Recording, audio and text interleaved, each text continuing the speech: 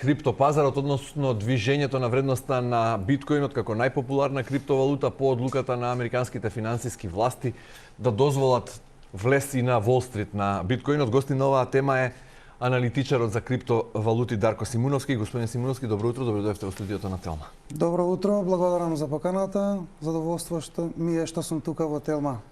10 односно 11 јануари ќе биде забележан во историјата, бидејќи тогаш Комисијата за хартија од вредност на САД дозволи на некој начин влез на биткоинот и на останатите криптовалути на Wall Street, односно на дел од фондовите да тргуваат и со криптовалути. И од тогаш подраматичен е падот на вредноста на биткоинот. Зошто? Точно така, како што рековте, од 11 јануари беше историски момент за криптоиндустријата, поконкретно за биткоин како водечка криптовалута, затоа што сега за прв пат биткоин ќе биде достапен ширум светот за сите институционални инвеститори во светот. Така да тоа веќе влагаме од еден пазар каде што беше воден главно од физички лица, ритейл сел, сега исто така ќе биде достапен на институциите, што е навистина многу битен момент. И што се однесува за цената што спомнавте, биткоин од сите финансиски класи на средства има најсилен перформанс. Во споредбено за една година биткоин од последното беше веќе 150% е во плюс. Да, но во последниот месец од 12 декември е на најниско ниво денеска вредноста. Зошто?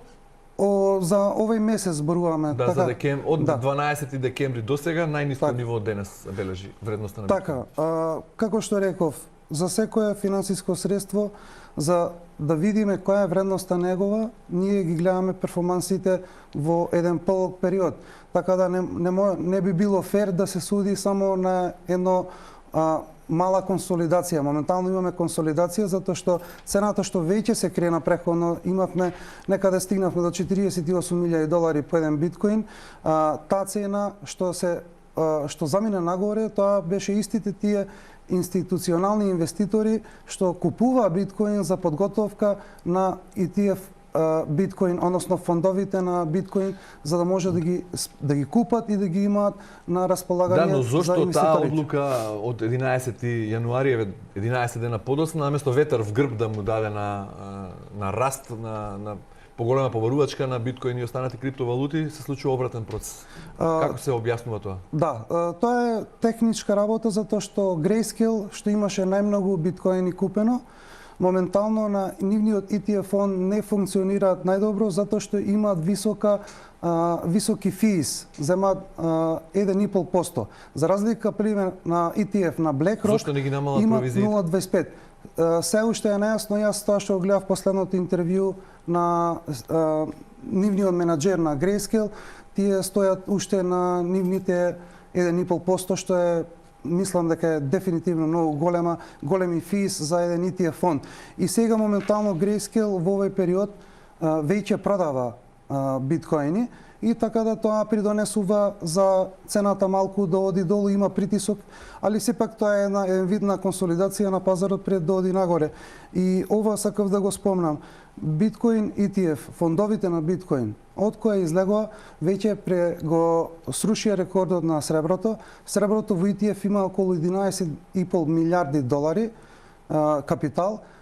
Биткоин само за една недела веќе стигна на $27,5 милиарди маркет капитализација. Моментално златото е $96 милиарди маркет капитализација во ETF фондови. И мислам дека овие 96 од златото од биткоин, од страна на биткоин ќе бидат поминати во наредните неколку месеци. Следен таргет е златото, значи. Дефинитивно, да се помини ETF златото. И покрај ваквите оптимистички прогнози кои вие ги давате, во соопштението на Американската комисија за хартија од вредност, каде дозволува некои фондови во Америка да тргуваат со криптовалути, се чувствува тој презир кон криптовалутите и натаму. Со оние апели до приватните инвеститори да бидат многу внимателни кога станува збор за трговија со криптовалути. Зошто се уште голем степен на недоверба на финансиските власти во САД кон криптовалутите и кон биткоинот особено. Таа иста недоверба гледавме пред 20 на години кога технолошките акции на одредени фирми се појавија на почетокот, луѓето беа скептици. Тоа е нормална и природна работа и тој процес е нормален кога излага една нова технологија, кога одиме во една широка, масовна, институционална адаптација и нормално е дека ќе има еден мал степен на скептицизам, но меѓутоа со тек на време како се повеќе луѓе се едуцираат и се повеќе луѓе го разбираат биткоин како функционира, така да само довербата на самите инвеститори, вклучувајќи и на институционалните инвеститори, ќе расте, а со тоа и инвестирањето во овие финансиски средства, затоа што криптовалутите спаѓаат во нова класа на финансиски средства. Јас тоа го пишав и во книгата Фундаменти на криптоиндустријата. Сепак ние имаме еден вид на нова класа на финансиски средства. Така да треба еден период каде што треба да дојдеме до една масовна едукација за се повеќе луѓе да ги разберат ова класа на средства. Меѓутоа, по оној драматичен пат од таа максимална вредност на цената на биткоинот до оние повторно минимални 15.000 или 16.000 во ноември 2021 кога почна финансиската, енергетската и воено-безбедносна криза во светот, се чинеше дека неповратно е загубена довербата во биткоинот и во другите криптовалути, особено тие беа нели мета и се уште се и натаму слушаме за огромни суми испрани пари, омилена валута на криминалците. Значи, остануваат криптовалутите пожелна алатка или метод, начин да се перат пари. Дали неповратно не е загубена довербата? Кој се уште верува дека биткоинот еден ден повторно ќе урива рекорди и дека тоа е добар начин да се инвестира или да се заработат пари? Секој еден што се едуцирал за биткоин, за таа класа на финансиски средства, секој верува. Не постои човек што се едуцирал на таа тема и да не верува. Но зошто не држи аргументот дека криптовалутите се најповолен начин за перење пари? Не, апсолутно не, затоа што ние уште гледаме пример последно Кредит Зус пред да пропадне банката швајцарска, ние излегоа скандалите каде што се переа пари преку банката, така да за тие што се нечесни играчи секогаш ќе има некаков виден инструмент. Така да би било многу нефер да го обвинуваме самата технологија, да обвинуваме затоа што има некои валкани играчи. Валкани играчи има и во традиционалните финансии, во банкарските системи, но тоа не значи дека тие сами по себе се такви коруптивни. Значи тоа е еден вид на технологија. Меѓутоа, криптовалутите се валута кој никој не ги контролира. Нема централна банка, нема начин да се следи текот на парите и веројатно поради тоа се уште поподатни за криминалците и за финансиски измами. Тоа што никој не ги контролира, тоа е еден голем плюс и бенефит за нас човештвото. Само предност е, не и слабост? Пред се предност затоа што ние во таа ситуација имаме отворен финансиски пазар, затоа што јас имам изучувано доста австријска економија, таа е базирана на слободни пазари. Слободните пазари самите си го диктираат темпото и цената на производите и на се што се случува. Ние сме сведоци дека поголемиот дел од државите во светот имаат контрола, дали голема или помала контрола на пазарите. Од контролирање на цени па на финансиските пазари. Да ве подсетам, во 2022 ако Федералната банка на Америка не влезеше во акциите во тој домен на финансиски средства, акциите уште дополнително ќе паднеа, така да тие ги спасија од тука. Ако беше оставено само на слободен пазар, акциите ќе одеа дополнително долу. Но сепак за цените да бидат постабилни за криптоиндустријата, јас тоа многу пати го кажував, мора маркет капитализацијата да биде поголема. Така да кога би стигнале евентуално некаде на биткоин само, некаде кога би стигнале до 3 трилиони маркет капитализација, тогаш и тоа би било отприлика $160,000 на еден биткоин, тогаш би имале една ситуација каде што ќе имаме постабилен Тоа е пазар. 4-кратно повеќе од сега. Точно така, да. Но како ќе се стигне до таа вредност на биткоинот во услови кога самиот биткоин како ресурс е ограничен поради тешкото ново рударење, поради високата цена на струјата и поради тешките алгоритми. Токму поради тоа, самите пазари се диктирани од побарувачка и од залиха. Во случајов на биткоин, побарувачката постојано расте, се повеќе инвеститори влагаат како бројка, но меѓутоа залихата веќе е ограничена. И така да тоа ќе дополнително ќе придонесе за притисокот да се зголеми. И сега, затоа што биткоин го имитира златото во начинот на атрибутите што ги има внатре кодирано.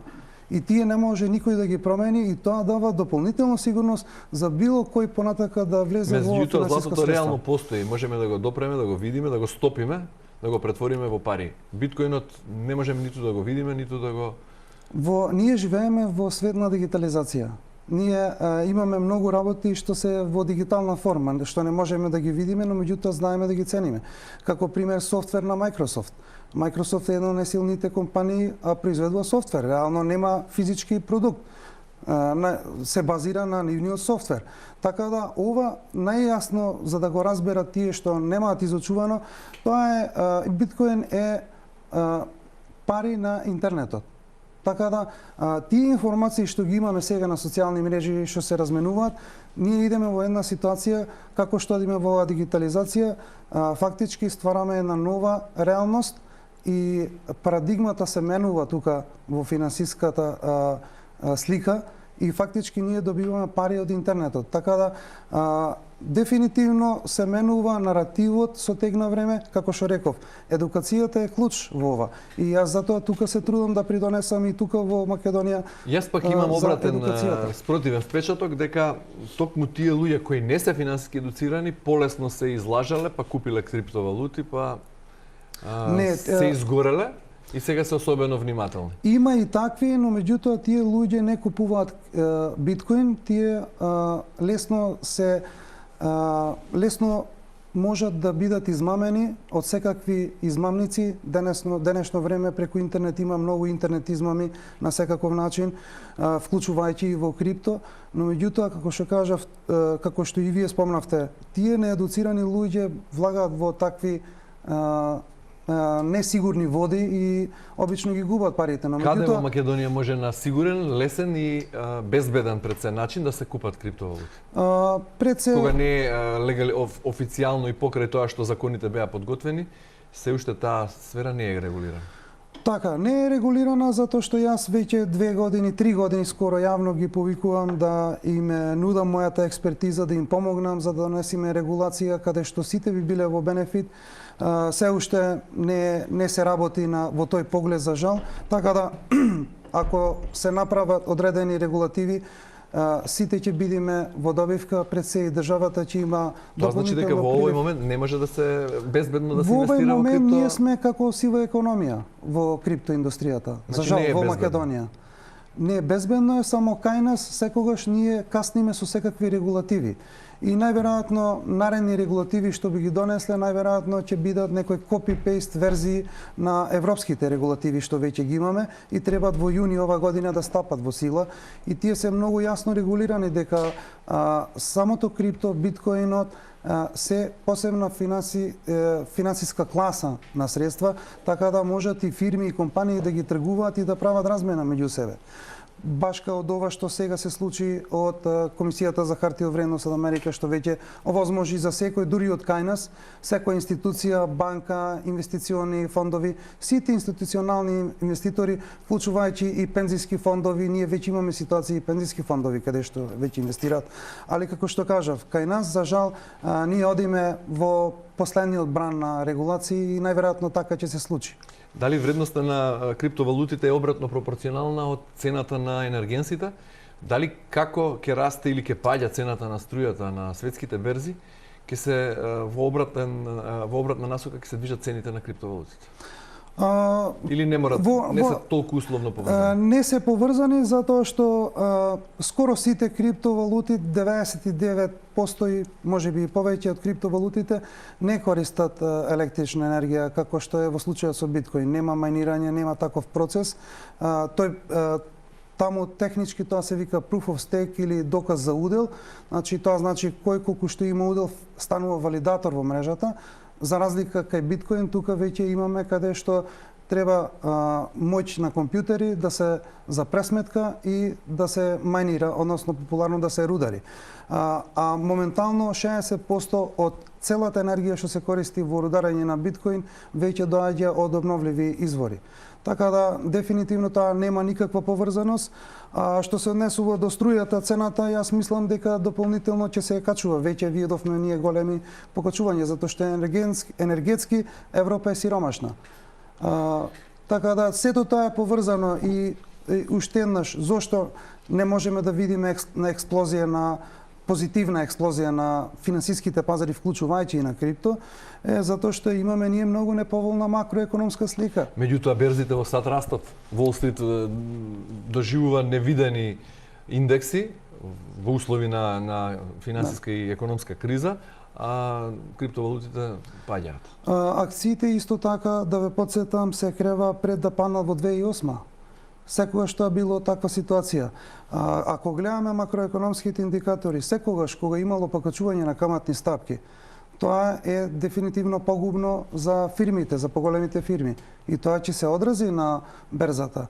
Но меѓутоа имаме еден ефект на закаснување, каде што ќе се одрази на берзата и берзата дефинитивно ќе се поврати подолу на подолни нивоа. Кога велите дека фактот што никој не ги контролира криптовалутите, односно не се под надзор на централните банки, е предност, а не слабост, така. Јас сметам спротивно дека тоа е остава голем бришан простор на криминалците за големи финансиски измами. Исто така, како предност ли го броите и тоа што криптовалутите беа дизајнирани или се замислени или требало да бидат отпорни и на инфлација. Меѓутоа и тие не успеа да се издигнати во времето на галопирачка инфлација со која се соочи светот во изминатите година и половина. Значи не успеа ниту по тој параметар да одговорат на предизвикот. Не би рекол дека не успеа, затоа што ако само како што ви реков, ако се вратиме една година наназад, биткоин имаше најсилен перформанс во споредба со било кое финансиско средство во светот. 150% пораз. Зборувам од лани до денес, една година, кога се враќаме наназад, имаме 150% пораст. Тоа дефинитивно е многу силен индикатор. И тоа зборуваме во ситуација каде што имаме неполна макроекономска ситуација и исто така геополитиката, гледаме војни, нестабилност, една глобална нестабилност, така да во еден таков турбулентен период што се искочи до 150%, дури ги надмина и моите очекувања, што се сметам за оптимист тука, али испадна и подобро него што очекував. Кога зборуваме за криптовалутите, постојано се врзувате за биткоинот. Што е со останатите криптовалути? Дали и тие имаат светла иднина според вас, каква што заговарате и за биткоинот? Што најпознатата, например, европска Етериум. Повеќето криптовалути моментално што постојат се без никаков случај на употреба. Повеќето. Има премногу луѓе што сакаат едноставно да земат, да бидат во чар со тоа што на некој начин ги манипулираат неедуцираните инвеститори да инвестираат во едни такви, има доста безвредни проекти. Но меѓутоа има и други проекти што од друга страна што се квалитетни, што можат да понудат одредени поволности за нас, за сите. Например, ние идеме во една ситуација каде што се ќе биде токенизирано, се ќе биде на леџер, на блокчейн ставено, за подобра контрола и за да добиеме транспарентност за сите инвеститори. Велите, не може да бидат употребени за ништо. Зашто може да биде употребен биткоинот сега? Освен за да се заработи? Биткоинот е единствено нешто во светот што кога го поседуваш не може никој да ти го одземе. Биткоин е единствено финансиско средство каде што сопственикот на биткоин е во 100% контрола. Но зашто може да биде употребен биткоинот освен за инвестиција, односно за надевање дека на за некој период ќе се заработат пари? За секој еден што изучувал австријска економија и секој еден што изучувал финансиски средства, кога ќе дојде во ситуација да го изучува биткоин, ќе ги види тие бенефиции. За ние што не сме изучувале, може ли накратко да објасните зашто може да биде употребен биткоинот освен како валута крипто за инвестиции, да купам денес во вредност од 5000 евра, каде што вие како што велите во некој интервјуа и по 5 години да заработите не знам колку. Зашто може за друго да биде употребен биткоинот? Може да биде за плаќање. Значи тоа е единствен начин. Биткоин представува финансиско средство, представува имот, представува платежна валута, има многу бенефиции, има многу карактеристики што се посебни за биткоин. И токму поради тоа многу инвеститори тоа го приметија и затоа има луѓе во финансите на хедж фонд менаџери, Майкл Сейлор на MicroStrategy пример ќе го спомнам како најпознат. Колку вкупно криптовалути има моментално достапни на пазар? Преку 23.000 криптовалути. Кои од тие се безбедни, кои се поволни за инвестирање, кои не се? Така. Има ли некаква табела?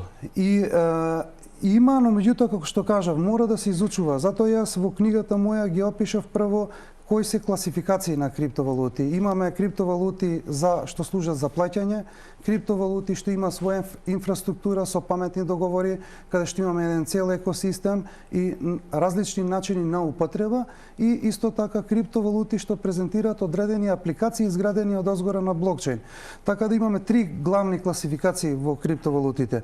Но меѓутоа имаме криптовалути пример како Shiba Inu, што немаат никаква вредност, но меѓутоа луѓето сакаат да шпекулираат и се уште има средства што се вртат во такви криптовалути. Но меѓутоа, како што рековме, на пример, биткоин, етериум, покадот, тие што носат решенија, конкретни решенија, софтверски, нови пронајдоци, да речам, на еден вид на функционирање, така да таквите криптовалути со тек на време ќе си одат нагоре во цената. Штом сте волку голем непоправлив оптимист во однос на иднината на криптовалутите, може ли да прогнозирате која би била вредноста на биткоинот до крајот на годината или по 5 години од сега, например? Ова година биткоин ќе го сруши веќе преходниот рекорд од $70,000. За наредната година очекувам максималната бројка да стигне од 130 до $137,000 за еден биткоин во 2025. Во наредните 5 години еден просек што го очекувам е некаде $500,000 за еден биткоин. Добро, значи ве држам за збор, ќе ве поканам во декември годинава да ги видиме вредностите на криптовалутите и во меѓувреме ќе очекуваме регулација на пазарот на оваа сфера и во Македонија. Јас им стојам на располагање да им помогнам за регулација. Господин Симилски, ви благодарам за гостувањето во утринската на Телма. Ви благодарам.